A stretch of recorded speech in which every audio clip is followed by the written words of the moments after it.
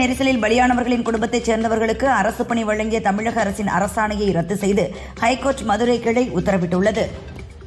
கூட்ட நெரிசலில் இறந்தவர்கள் குடும்பத்துக்கு அரசு பணி என்றால் பஸ் விபத்து, சிவகாசி வெடி விபத்து ஆகியவற்றில் பலியாகும் குடும்பத்தினருக்கும் அரசு பணி வழங்குவீர்களா என தமிழக அரசுக்கு ஹைகோர்ட் மதுரை கிளை கேள்வி எழுப்பியுள்ளது.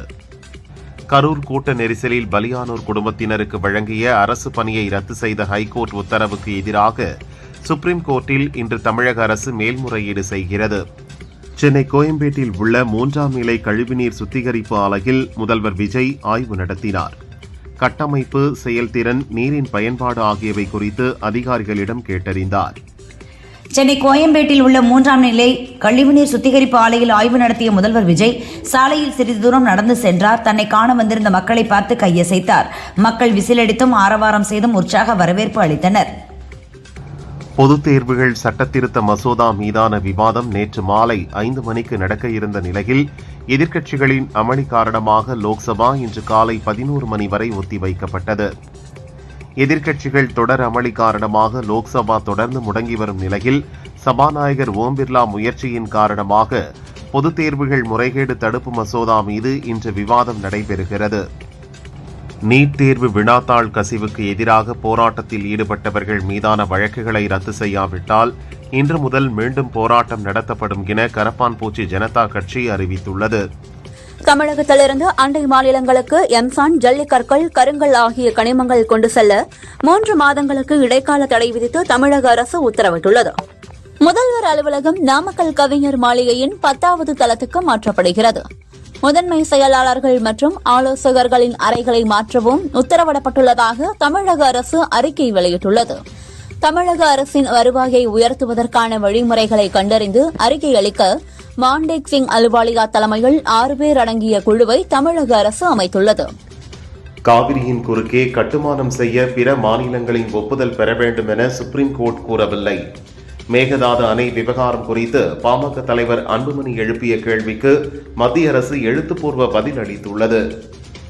காவிரியின் குறுக்கே கர்நாடகா அணை கட்ட தமிழகத்தின் ஒப்புதல் தேவையில்லை என மத்திய ஜல்சக்தித்துறை இணையமைச்சர் ராஜ்பூஷன் சௌத்ரி கூறியிருப்பது மிகவும் ஆபத்தானது, முற்றிலும் எதிர்கொள்ள முடியாதது என தமிழக காங்கிரஸ் தலைவர் மாணிக்கம் தாகூர் கூறியுள்ளார். திமுக கூட்டணியில் மதிமுகவுக்கு 4 சீட்டுகள் தான் கொடுத்தார்கள். தனி சின்னத்துக்கு பதில் இரட்டை இலை சின்னத்தில் நிற்க அழுத்தம் கொடுத்தார்கள் என வைகோ கூறினார். நீட் போன்ற வினாத்தாள் கசிவை தடுக்க சட்ட திருத்த மசோதா லோக்சபாவில் தாக்கல் செய்யப்பட்டது. பொதுத் தேர்வுகள் முறையற்ற வழிமுறைகளை தடுத்தல் சட்டம் 2024 திருத்த மசோதா எதிர்க்கட்சிகளின் அமளிக்கிடையே தாக்கல் செய்யப்பட்டது.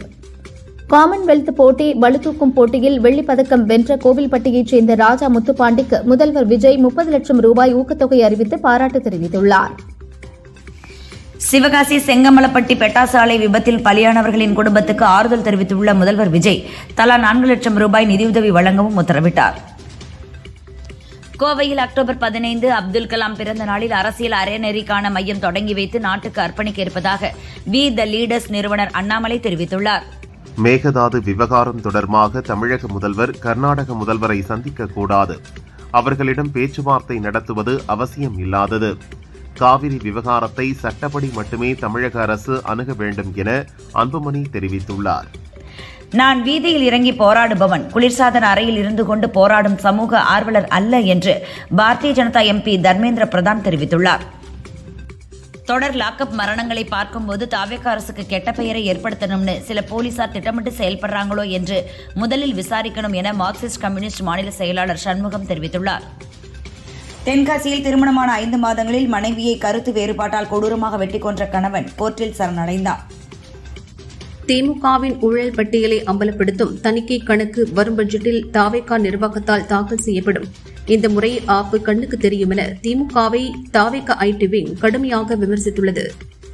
எத்திக்கல் பாலிடிக்ஸ் என்பது மறைந்த அப்துல் கலாம் அவர்களின் கனவு என்பதால் அதன் அடிப்படையில் வீதி லீடர் செயல்படும் என அண்ணாமலை தெரிவித்தார்.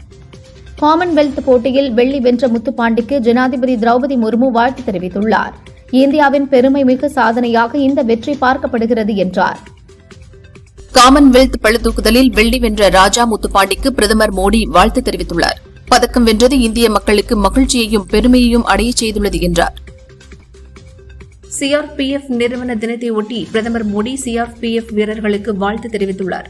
நாட்டின் பாதுகாப்பு பணிகளில் சிஆர்பிஎஃப் வீரர்களின் வீரமும் அர்ப்பணிப்பும் போற்றுதலுக்கு உரியது என தெரிவித்துள்ளார். சீனாவின் குவாங்சு நகரில் நடந்த உலகக்கோப்பை துப்பாக்கிச் சுடுதல் போட்டியின் 25 மீட்டர் பிஸ்டல் பிரிவில் இந்திய வீராங்கனை ஈஷா சிங் தங்கப் பதக்கமும் மனுபாக்கர் வெண்கலப் பதக்கமும் வென்று சாதனை படைத்துள்ளனர். 15 லட்சம் பணம் கொடுத்தால் 10 நாட்களில் அரசு வழக்கறிஞர் பணி நியமன ஆர்டரா?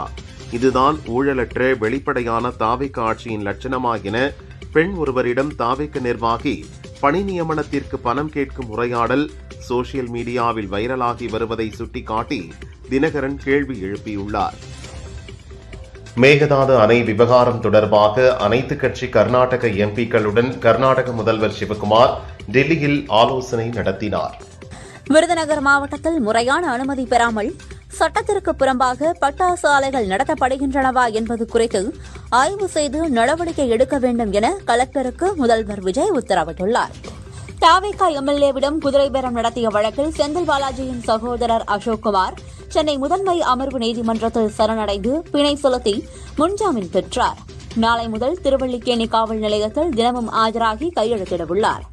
ஹைகோர்ட் மதுரை கிளை தீர்ப்பை ஏற்று கரூர் நெரிசலில் பலியானவர்களின் குடும்பத்தினருக்கு அரசு பணி வழங்கியதை தமிழக அரசு திரும்பப் பெற வேண்டும் என்று இந்திய கம்யூனிஸ்ட் மாநில செயலாளர் வீரபாண்டியன் வலியுறுத்தியுள்ளார். எத்தனால் கலந்த பெட்ரோல் விற்பனையை எதிர்த்து ஆகஸ்ட் 4 பார்லிமெண்ட் நோக்கி பேரணி செல்ல திட்டமிட்டுள்ளதாக டில்லி டாக்ஸி மற்றும் சுற்றுலா போக்குவரத்து மற்றும் சுற்றுலா ஆபரேட்டர்கள் சங்க தலைவர் சஞ்சய் சாம்ராட் அறிவித்துள்ளார். பிரதமர் மோடிக்கு எதிராக சோசியல் மீடியாவில் ஆட்சேபனைக்குரிய மற்றும் அவதூறாக வெளியிட்ட பதிவுகள், வீடியோக்களை நீக்குமாறு அந்த தளங்களுக்கு டெல்லி போலீசார் உத்தரவிட்டுள்ளனர். அவதூறு பரப்பியவர்கள் மீது நடவடிக்கை எடுக்க விசாரணையை தீவிரப்படுத்தியுள்ளனர். விருதுநகர் மாவட்டத்தில் சட்டவிரோதமாக பட்டாசு தயாரிப்பு குறித்து புகார் தெரிவிக்க 9600969100 என்ற உதவி எண்ணை காவல்துறை அறிவித்துள்ளது. திருநெல்வேலி மாவட்டம் மூலைக்கரைப்பட்டி அரசு மேல்நிலைப் பள்ளியில் 12ஆம் வகுப்பு மாணவர்கள் இடையே ஏற்பட்ட மோதலில் பட்டியலின மாணவன் பிரவீன் காயமடைந்தான். தாக்குதலில் ஈடுபட்டு தலைமறைவான பொன் கார்த்திகை போலீசார் தீவிரமாக தேடி வருகின்றனர். கோயில் திருவிழாக்களில் யாருக்கு முதல் மரியாதை கிடையாது, அனைத்து சமூகத்தினரும் சமமாக மதிக்கப்பட வேண்டும் என ஹைகோர்ட் மதுரை கிளை உத்தரவிட்டுள்ளது. மதுரை மாவட்டம் சோழவந்தானில் ஜனநாயகன் படத்திற்காக வைக்கப்பட்டிருந்த பிரம்மாண்ட பேனர் அரசு பஸ் மீது விழுந்ததில் முன்பக்க கண்ணாடி நொறுங்கியது. பஸ்ஸில் பயணம் செய்த 30க்கும் மேற்பட்ட பயணிகள் காயமின்றி உயிர் தப்பினர். காமன்வெல்த் தொடரின் பளுதூக்குதல் போட்டியில் பெண்களுக்கான 53 கிலோ எடை பிரிவில் இந்தியாவை சேர்ந்த ஞானேஸ்வரி யாதவ் வெள்ளிப்பதக்கம் வென்றார். காமன்வெல்த் தொடரின் பளுதூக்குதல் போட்டியில் வெள்ளிப்பதக்கம் வென்ற இந்திய வீராங்கனை ஞானேஸ்வரிக்கு பிரதமர் மோடி, மத்திய அமைச்சர்கள் அமித் ஷா, ராஜ்நாத் சிங் உள்ளிட்டோர் வாழ்த்து தெரிவித்துள்ளனர். அமெரிக்காவில் வெயிலின் தாக்கம் 49 டிகிரி செல்சியஸ் வரை உயரக்கூடும் என வானிலை ஆய்வு மையம் எச்சரித்துள்ளது. வெப்ப அலை எச்சரிக்கையால் 4 கோடிக்கும் அதிகமான மக்கள் முடங்கியுள்ளனர். ஈரானுடன் மறைமுகமாக நடைபெற்று வரும் தூதரக பேச்சுவார்த்தைகள் தோல்வியடைந்தால் அந்நாட்டின் மீது மீண்டும் மிக கடுமையான ராணுவ நடவடிக்கைகளை அமெரிக்கா தொடங்கும் என அமெரிக்க அதிபர் டிரம்ப் எச்சரித்துள்ளார். சமாஜ்வாதியுடன் கூட்டணி அமைக்க தயாராக இருக்கிறேன். பேச்சுவார்த்தைக்கு இதுவே சரியான நேரம். தேர்தல் முடிந்த பிறகு வருத்தப்பட வேண்டாம் என ஏஐஎம்ஐஎம் கட்சி தலைவர் அசாசுதீன் ஒவைசி கூறினார். திமுகவிற்கு மாற்றாகத்தான் தாவேகாவிற்கு மக்கள் வாய்ப்பு கொடுத்துள்ளனர் என அன்புமணி தெரிவித்துள்ளார். ஊழலுக்கு எதிராக ஆரம்பத்தில் வேகமாக இருந்த தாவேகா அரசு தற்போது மெத்தனமாகவும் மெதுவாகவும் உள்ளது என்றார். மகளிர் உரிமை தொகை 2500 ரூபாய் வழங்குவது பற்றி அமைச்சர் செங்கோட்டையன் அலட்சியத்துடன் பதில் கூறியிருப்பது முற்றிலும் பொறுப்பற்றது. வாக்குறுதிகளை நிறைவேற்றாமல் தாவேகா அரசு கிடப்பில் போட முயல்வது ஏமாற்றுத்தனத்தின் உச்சம் என தமிழக பாரதிய ஜனதா தலைவர் நயினார் நாகேந்திரன் கூறியுள்ளார். தமிழகத்தில் ஒரே மாதத்தில் அரிசி விலை 20% உயர்ந்ததால் மக்கள் கலங்கி போய் உள்ளார்கள். ரேஷன் கடைகளில் வழங்கும் விலையில்லா அரிசி தரமில்லாமல் உள்ளது என முன்னாள் அமைச்சர் உதயகுமார் தெரிவித்துள்ளார். டெல்லியில் ஆகஸ்ட் 4ஆம் தேதி நடக்கும் எனது புத்தக வெளியீட்டு விழாவில் நெரிசல் ஏற்படும் என்பதால் முதல்வர் விஜய் வரவேண்டாம் என அவரிடம் கூறிவிட்டேன் என்று மதிமுக பொதுச் செயலாளர் வைகோ கூறினார். திமுக எம்எல்ஏ மார்க்கண்டேயன் தைரியமாக உள்ளார். விமர்சனம் செய்வோரை கைது செய்வதை மட்டும்தான் தாவேக அரசு செய்து வருகிறது. எம்எல்ஏக்களை விலைக்கு வாங்குவதை தான் தாவேக அரசு முழுநேர வேலையாக செய்கிறது என மார்க்கண்டேயனை சந்தித்த பின் உதயநிதி தெரிவித்துள்ளார். பாளையங்கோட்டை சிறையில் அடைக்கப்பட்டுள்ள மார்க்கண்டேயனை உதயநிதி சந்தித்து பேசினார். 30 நிமிடங்கள் நடந்த இந்த சந்திப்பின் போது தேவையான சட்ட உதவிகளை திமுக வழங்கும் என உதயநிதி உத்தரவாதம் அளித்ததாக கூறப்படுகிறது. கரூர் நெரிசலில் பலியானவர்களின் குடும்பத்திற்கு அரசு வேலை என்பது அரசின் கொள்கை முடிவு. இறந்தவர்களின் குடும்பத்தின் வாழ்வாதாரத்தை கருதி கருணை அடிப்படையில் பணி வழங்கப்பட்டுள்ளது என சென்னை ஐகோர்ட்டில் தமிழக அரசு தெரிவித்துள்ளது. தமிழகத்தில் பொதுமக்கள் தங்களின் அன்றாட தேவைகளுக்கு கூட தண்ணீரின்றி தவிக்கும் அவல நிலை ஏற்பட்டிருக்கிறது. மெத்தனமாக செயல்படும் தாவேக அரசு தற்போதைய வறட்சி சூழ்நிலையை கருத்தில் கொண்டு உடனடியாக நடவடிக்கை எடுக்க வேண்டுமென நயினார் நாகேந்திரன் வலியுறுத்தியுள்ளார். சென்னை மாநகராட்சி மேயர் பிரியா வேப்பேரியில் உள்ள காவல் ஆணையரகத்தில் கமிஷனர் அமல்ராஜை சந்தித்து புகார் ஒன்றை அளித்துள்ளார். அதில் அடையாளம் தெரியாத நபர் ஒருவர் தனக்கு தொடர்ந்து தொல்லை கொடுத்து வருவதாக தெரிவித்திருக்கிறார். தலைமைச் செயலகத்தில் சபாநாயகர் பிரபாகரனை அதிமுக அக்ரி கிருஷ்ணமூர்த்தி சந்தித்தார். அதிமுகவில் இருந்து விலகிய முன்னாள் எம்எல்ஏக்கள் அளித்த விளக்கங்களை தர வேண்டும் எனவும் அவர்கள் என்ன பதில் சொன்னார்கள் என தெரிந்தால்தான் நாங்கள் பதிலளிக்க முடியும் என்றார். மூடப்பட்ட டாஸ்மாக் கடைகளின் மர்மங்களை தாவேக அரசு வெள்ளை அறிக்கையாக வெளியிட வேண்டுமென நயினார் நாகேந்திரன் வலியுறுத்தியுள்ளார். மூடப்பட்ட டாஸ்மாக் கடை பணியாளர்களின் மாற்றுப் பணி குறித்த விவரங்கள் வேண்டும் என்றார். காமன்வெல்த் பளுதூக்கும் போட்டியில் வெள்ளிப்பதக்கம் வென்ற முத்துப்பாண்டிக்கு திமுக தலைவர் ஸ்டாலின் வாழ்த்து தெரிவித்துள்ளார். தென் தமிழகத்திலிருந்து மேலும் பல சாதனையாளர்கள் புறப்பட்டு வர ராஜாவின் வெற்றி ஊக்கமளிக்கட்டும் என்றார். முதல்வர் விஜய் குறித்து அவதூறாக பேசியதாக பதிவு செய்யப்பட்ட வழக்கில் கைதான திமுக எம்எல்ஏ மார்க்கண்டேயனை பாளையங்கோட்டை சிறையில் எதிர்க்கட்சித் தலைவர் உதயநிதி சந்தித்து பேசினார். நாளை காணொலி காட்சி மூலம் திமுக எம்எல்ஏக்கள் கூட்டம் நடைபெறுகிறது. எதிர்க்கட்சித் தலைவர் உதயநிதி தலைமையில் மாலை 5 மணிக்கு நடைபெறும் கூட்டத்தில் திமுக எம்எல்ஏக்கள் பங்கேற்க அறிவுறுத்தப்பட்டுள்ளது. தேர்தல் வேட்பு மனுவில் சொத்து விபர ஆவண தகவல்களை மறைத்ததாக முன்னாள் முதல்வர் ஸ்டாலின் மீது வழக்கு தாக்கல் செய்யப்பட்டது. வழக்கை ஹைகோர்ட் 29ஆம் தேதிக்கு ஒத்திவைத்தது. பாமக ஆட்சிக்கு வந்தால் பூரண மதுவிலக்கு அமல்படுத்தப்படும் என பாமக தலைவர் அன்புமணி தெரிவித்துள்ளார். வரி வருவாய் இல்லாமல் அதிக வருவாய் ஈட்டுவதுதான் நிதிநிலை அறிக்கையின் முக்கிய அம்சம் என்றார். எதிர்க்கட்சிகளின் தொடர் அமளியால் பார்லிமென்டின் இரு அவைகளும் 2 மணி வரை ஒத்திவைக்கப்பட்டன. முதல்வர் விஜய் தலைமையில் இயற்கை விலங்கியல் துறை ஆய்வுக் கூட்டம் நடந்தது. ஆன்லைன் மூலமாக குவாரிகளை கண்காணிப்பது குறித்தும் குமரி அணு கனிம சுரங்க திட்டங்களை மூடுவது குறித்தும் முதல்வர் விஜய் ஆலோசனை மேற்கொண்டார். ஊத்தங்கரை தாவேக எம்எல்ஏவிடம் பேரம் பேசிய வழக்கு தொடர்பாக திமுக முன்னாள் அமைச்சர் செந்தில் பாலாஜி 4வது நாளாக திருவல்லிக்கேணி காவல் நிலையத்தில் விசாரணைக்கு ஆஜரானார். பாமக தலைவர் அன்புமணி சென்னை தீநகரில் தமிழகத்தின் நிழல் நிதிநிலை அறிக்கையை வெளியிட்டார். கனிமவளம் உள்ளிட்ட துறைகள் சிறப்பாக செயல்பட்டுள்ளதால் தமிழ்நாட்டின் வருவாய் இந்த ஆண்டு அதிகரிக்கும் என்று கூறியுள்ளார். சமூக ஆர்வலர் சோனம் வாங்சுக் இன்று மருத்துவமனையிலிருந்து டிஸ்சார்ஜ் செய்யப்பட உள்ளார். அதன் பிறகு அவர் லடாக் திரும்பி செல்கிறார். மறைந்த முன்னாள் ஜனாதிபதி அப்துல் கலாமின் அசையாத அர்ப்பணிப்பு, சுயநலமற்ற அர்ப்பணிப்புடன் நாட்டிற்கு சேவை செய்ய தொடர்ந்து ஊக்கமளிப்பதாக பாதுகாப்புத்துறை அமைச்சர் ராஜ்நாத் சிங் தெரிவித்துள்ளார். பீகாரில் நடைபெற்ற மாணவர்கள் போராட்டத்தில் துப்பாக்கிச்சூடு நடத்தப்பட்டதாக செய்தி வெளியாகியிருக்கும் நிலையில் லோக்சபா எதிர்க்கட்சித் தலைவர் ராகுல் கண்டனம் தெரிவித்துள்ளார். தமிழக பட்ஜெட் கூட்டத்தொடரில் தனியாக தணிக்கை அறிக்கையை வெளியிடப் போகிறோம். அந்த ஊழல் பட்டியலில் என்ன இருக்கிறது என்பது அப்போது உங்களுக்கு தெரியும் என அமைச்சர் மரிய வில்சன் சொன்னார். தனது சட்டசபை தொகுதிக்குள் மற்ற தொகுதி நபரை வரவிடமாட்டேன் எனவும் தன்னை மீறி செய்பவர்களை கொன்று புதைத்து விடுவேன் எனவும் சமூக நலத்துறை அமைச்சர் ஜெகதீஸ்வரி பேசியதாக வெளியான ஆடியோ சர்ச்சையை ஏற்படுத்தியுள்ளது. ஆகஸ்ட் 1ஆம் தேதி காங்கிரஸ் எம்பி ராகுல் தமிழகம் வருகிறார். அவரது வருகை காங்கிரஸ் தொண்டர்களுக்கு மிகப்பெரிய புதிய எழுச்சியையும் உத்வேகத்தையும் தரும் என காங்கிரஸ் தலைவர் மாணிக்கம் தாக்கூர் தெரிவித்தார். நீட் தேர்வு விவகாரத்தை அவசர பிரச்சனையாக எடுத்து விவாதிக்கவும் அது தொடர்பாக ராஜ்யசபாவில் மற்ற அலுவல் நடவடிக்கைகளை ஒத்திவைக்கவும் கோரி திமுக எம்பி திருச்சி சிவா நோட்டீஸ் அளித்துள்ளார். வேலூர் விமான நிலையத்திற்கான பணிகள் நிறைவு பெறப்போகின்றன. பணிகள் முடிந்ததும் வேலூர் விமான நிலையம் விரைவில் திறக்கப்படும் என மத்திய அமைச்சர் எல் முருகன் கூறினார். டெல்லியில் உள்ள காந்தி நினைவிடத்தில் மரியாதை செலுத்திய சமூக ஆர்வலர் சோனம் வாங்சுக் மக்கள் குரலுக்கு அரசு மதிப்பளிக்க வேண்டும், போராட்டத்தில் வெற்றி பெற்ற இளைஞர்கள் மாணவர்களுக்கு வாழ்த்துகள் என்றார். டெல்லி தனியார் மருத்துவமனையில் இருந்து டிஸ்சார்ஜ் செய்யப்பட்ட சமூக ஆர்வலர் சோனம் வாங்சு தனது மனைவி கீதாஞ்சலியுடன் ராஜ்காட்டில் உள்ள காந்தி சமாதி சென்று மரியாதை செலுத்தினார். டெல்லியில் நீட் முறையீட்டிற்கு எதிரான ஜூலை 20 பேரணியில் தடியடி நடத்தியதற்கு எதிரான வழக்கில் இளைஞர்கள் மீதான தடியடிக்கு எதிரான அனைத்து வழக்குகளையும் நாளை விசாரிப்பதாக சுப்ரீம் கோர்ட் அறிவித்துள்ளது. மாணவர்கள் போராட்டம் நடத்தியதால் தடியடி என காவலர்களின் செயலை நியாயப்படுத்த முடியாது. போராட்டத்தை காவலர்கள் கையாள்வது தொடர்பாக தேசிய அளவில் வழிகாட்டுதல்கள் தேவை என சுப்ரீம் கோர்ட் தலைமை நீதிபதி சூரியகாந்த் தெரிவித்தார். பார்லிமெண்ட் வளாகத்தில் காங்கிரஸ் உள்ளிட்ட எதிர்க்கட்சி எம்பிக்கள் ஆர்ப்பாட்டத்தில் ஈடுபட்டனர். இளைஞர்கள் மீதான தாக்குதலுக்கு அமித்ஷா பதிலளிக்க வேண்டும் என வலியுறுத்தி ஆர்ப்பாட்டத்தில் ஈடுபட்டனர். பார்லிமெண்ட் வளாகத்தில் போராட்டத்தில் ஈடுபட்ட எதிர்க்கட்சி எம்பிக்களை கண்டித்து தேசிய ஜனநாயக கூட்டணியைச் சேர்ந்த எம்பிக்கள் ஆர்ப்பாட்டத்தில் ஈடுபட்டனர். நீட் தேர்வுக்கு உடனடியாக தடை விதிக்க வலியுறுத்தி திமுக பார்லிமெண்ட் குழு தலைவர் TR பாலு லோக்சபாவில் ஒத்திவைப்பு தீர்மான நோட்டீஸ் அளித்துள்ளார். திருவண்ணாமலை இடுக்குப்பிள்ளையார் கோயிலுக்குள் உடல் பருமன் உள்ளவர்கள், வயதானவர்கள், உடல்நலக்குறைவு உள்ளவர்கள் செல்ல தடை விதிக்கப்பட்டுள்ளது. திருச்செந்தூர் ஐயா வைகுண்டர் அவதாரபதியில் 11ஆம் நாள் ஆடி விழாவில் தேரோட்டம் விமர்சையாக நடைபெற்றது.